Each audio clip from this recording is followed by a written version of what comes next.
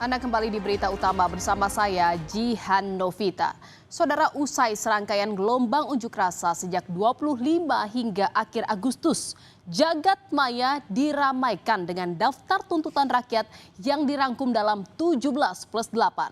Daftar tuntutan yang menjadi desakan publik ini dicetuskan oleh sejumlah pemengaruh dan pegiat sosial tanah air dengan tujuan mempermudah proses menagih negara atas poin-poin aspirasi publik yang sudah terangkum dalam 17 tuntutan jangka pendek dan 8 tuntutan jangka panjang. Lalu setelah selama ini pemerintah diam dan memberi punggung pada serangkaian demonstrasi, apakah kali ini pemerintah akan menjawab secara terang tuntutan rakyat?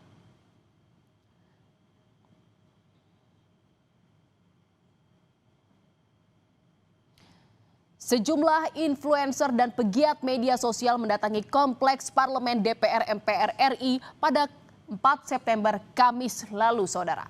Mereka kompak mengenakan atribut yang didominasi warna merah muda dan hijau yang belakangan menjadi simbol perlawanan dan juga aksi saling jaga antar warga. Mereka datang untuk menyerahkan langsung naskah 17+8 tuntutan rakyat kepada DPR. Naskah itu pun diterima oleh 3 anggota DPR, yakni Andre Rosiade, Kawendra Lukistian, dan Rike Diah Pitaloka. Salah satu influencer yang hadir, Andovida Lopez, menilai pemerintah belum serius menyelesaikan tuntutan rakyat yang punya tenggat waktu jangka pendek, yakni 5 September. Andovi menyebut belum ada 8 tuntutan yang belum ditanggapi dan bahkan 4 tuntutan lainnya justru mundur. 13 baru dimulai, 4 malah mundur, 8 belum digubris. Beberapa di antaranya yang mundur, kekerasan aparat, korban di Bandung, keterlibatan TNI masih terlibat, pembebasan demonstran, proses hukum aparat polisi, memang sudah ada yang dihukum namun baru 1. Dan banyak hal lain yang belum dimulai prosesnya. Dan inilah, saudara, sejumlah tuntutan rakyat yang dirangkum dalam beberapa klaster. Yang pertama, Presiden Prabowo punya tugas dari rakyat untuk bentuk tim investigasi kasus Afan Kurniawan dan semua korban tewas selama demonstrasi 28 hingga 30 Agustus dengan transparan. Dan hentikan keterlibatan TNI dalam penanganan atau pengamanan sipil.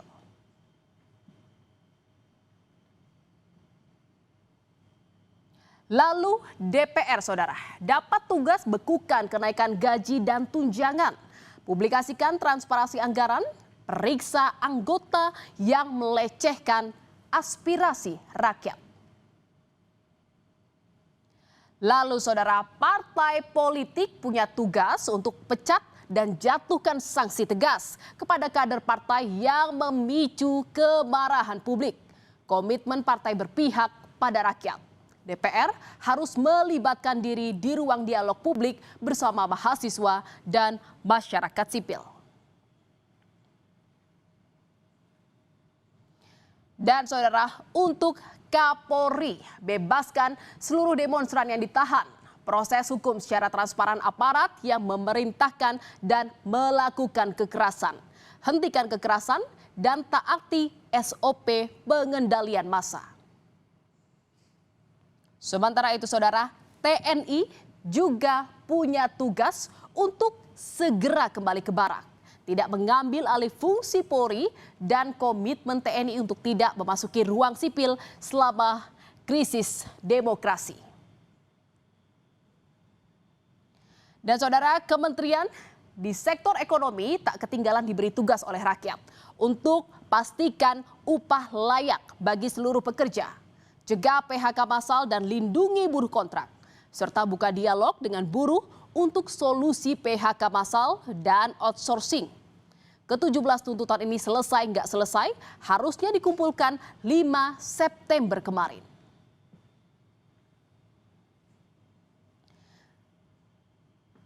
Dan saudara, selain itu ada juga 8 tuntutan jangka panjang yang mesti dilaksanakan paling lambat akhir Agustus 2026, yaitu bersihkan dan reformasi DPR besar-besaran, reformasi partai politik dan kuatkan pengawasan eksekutif, reformasi perpajakan yang lebih adil, sahkan dan tegakkan undang-undang perampasan aset koruptor.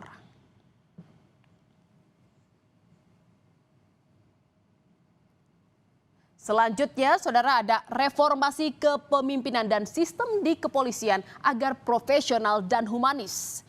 TNI kembali ke barak tanpa pengecualian. Selesaikan pelanggaran HAM berat masa lalu dan tinjau ulang kebijakan sektor ekonomi dan ketenagakerjaan. Dan saudara, setelah menggelar rapat konsultasi dengan pimpinan fraksi, DPR akhirnya menjawab tuntutan rakyat 17+8 pada Jumat sore. Wakil Ketua DPR Sufmi Dasko Ahmad menyampaikan DPR akan memangkas tunjangan anggota DPR dan akan mengevaluasi belanja anggota DPR. Selain tunjangan, DPR juga akan menindaklanjuti penonaktifan 4 anggotanya oleh partai politik termasuk Ahmad Sahroni. Dan saudara, inilah 6 poin keputusan DPR. Di mana yang pertama, saudara, DPR RI menyepakati menghentikan pemberian tunjangan perumahan. DPR RI melakukan moratorium kunjungan kerja ke luar negeri. Lalu, saudara, DPR RI akan memangkas tunjangan dan fasilitas anggota DPR. Anggota DPR RI yang telah dinonaktifkan oleh partai politiknya tidak dibayarkan hak-hak keuangannya. Dan saudara, pimpinan DPR menindaklanjuti penonaktifan beberapa anggota DPR RI dan DPR RI akan memperkuat transparansi dan partisipasi publik dalam proses legislasi dan kebijakan. Menyepakati menghentikan pemberian tunjangan perumahan anggota DPR RI terhitung sejak tanggal 31 Agustus 2025. DPR RI akan memangkas tunjangan dan fasilitas anggota DPR setelah evaluasi meliputi biaya langganan, A. daya listrik, dan B. jasa telepon, kemudian biaya komunikasi intensif dan biaya tunjangan transportasi. 4. Anggota DPR RI yang telah dinonaktifkan oleh partai politiknya tidak dibayarkan hak keuangannya. Dan saudara, merespon 6 poin keputusan DPR, Ketua BEM Keluarga Mahasiswa Universitas Padjadjaran Vincent Thomas dalam dialog Kompas malam kemarin bilang ia tak puas dengan jawaban DPR terhadap 17+8 tuntutan rakyat. Karena jawaban yang disampaikan DPR dinilai tidak sepenuhnya mencabut akar permasalahan. Ke DPR, jadi sudah puas dengan jawaban DPR, Vincent? Tentu nggak puas sama sekali dong Mas, karena kan akhirnya ketika bicara soal jawaban DPR hari ini, itu baru segelintir dari 17+8 tuntutan yang kemudian sudah dilayangkan dari kemarin. Iya, karena akhirnya kita nggak bicara soal sebatas agenda dan nominalnya saja. Kita ngelihat akar permasalahan ini, tadi seperti yang saya sampaikan, ini soal efisiensi anggaran yang kemudian jadi kontraproduktif. Karena bagaimana bisa ada pagu-pagu anggaran yang kemudian diefisiensikan, tapi ada proses-proses yang kemudian kami lihat bahwa proses pemilihan keputusan atau kebijakan dari tunjangan ini itu tidak sepenuhnya mencabut akar permasalahan tersebut. Dan sementara itu, saudara, TNI Polri juga ikut merespon 17+8 tuntutan rakyat. Polri menekankan bahwa institusinya tidak anti kritik. Karopenmas Polri Brigjen Truno Yudo Wisnu bilang evaluasi menyeluruh di tubuh Polri akan dilakukan. TNI juga menyebut mengapresiasi tuntutan terhadap TNI dan menegaskan bahwa TNI menghormati supremasi sipil. Kapuspen TNI Brigjen Freddy Ardiansah bilang apapun kebijakan yang diberikan kepada TNI akan dilaksanakan sebaik-baiknya. Diharapkan menjadi organisasi yang modern. Salah satunya adalah ciri dari organisasi menuju modern adalah menerima kritikan. Polri tidak anti kritik. Menghormati dan mengapresiasi tuntutan itu, kemudian dalam konteks kerangka hukum dan demokrasi Indonesia. TNI sangat menjunjung tinggi dan menghormati supremasi sipil. Apapun yang diputuskan, apapun kebijakan yang diberikan pada TNI, itu akan dilaksanakan dengan sebaik-baiknya. Saudara, di tengah ribut-ribut 17+8, Presiden Prabowo langsung memanggil sejumlah Menteri Kabinet Merah Putih dan menggelar rapat terbatas di Istana Kepresidenan pada Kamis lalu. Menteri Koordinator Bidang Hukum, Hak, Imigrasi dan Pemasyarakatan Yusril Iza Mahendra menyebut Presiden Prabowo mendorong percepatan RUU perampasan aset dan reformasi politik secara luas. Yusril bilang Presiden Prabowo mendorong DPR RI memasukkan RUU perampasan aset di Prolegnas DPR RI 2025-2026.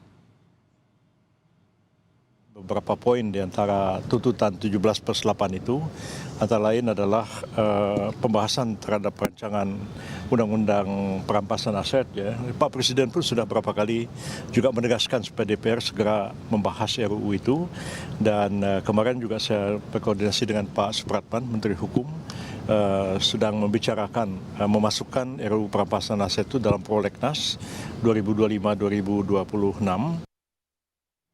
Saudara, sebelum tuntutan rakyat terangkum dalam 17+8, kita ingat kemarahan publik meledak lewat demonstrasi di depan gedung DPR Jakarta.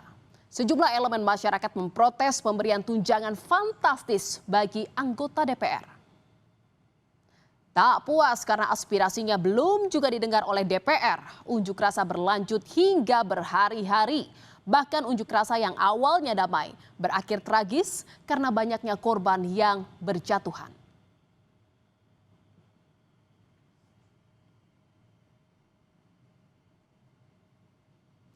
Rangkaian gelombang demonstrasi akhir Agustus lalu meninggalkan duka mendalam bagi sebagian keluarga. 10 orang kehilangan nyawa. Berdasarkan informasi dari Komisi Nasional Hak Asasi Manusia Komnas HAM, beberapa korban tewas diduga karena mendapat kekerasan dan penyiksaan dari aparat. Komnas HAM berjanji akan mengusut dan menyelidiki dugaan kekerasan yang dilakukan aparat terhadap demonstran. Sejauh ini tercatat setidaknya 10 orang korban meninggal dunia, di mana beberapa di antaranya diduga kuat karena mengalami kekerasan dan penyiksaan oleh aparat. Ini masih kami selidiki, dan penyebab-penyebab yang lainnya. Kemudian yang mengalami penangkapan sewenang-wenang juga cukup banyak, angkanya sedang dikonsolidasikan di Komnas HAM. Yang mengalami luka-luka juga cukup besar. Kini pemerintah tak boleh lagi menganggap sebelah mata tuntutan rakyat karena saat ini semua mata tertuju pada setiap gerak-gerik pejabat yang digaji oleh uang rakyat. Jangan lalai karena rakyat betul-betul serius dan bersiap kapanpun untuk menagih seluruh tugas dilaksanakan dengan baik. Saudara, berita utama masih akan kembali seusai jeda.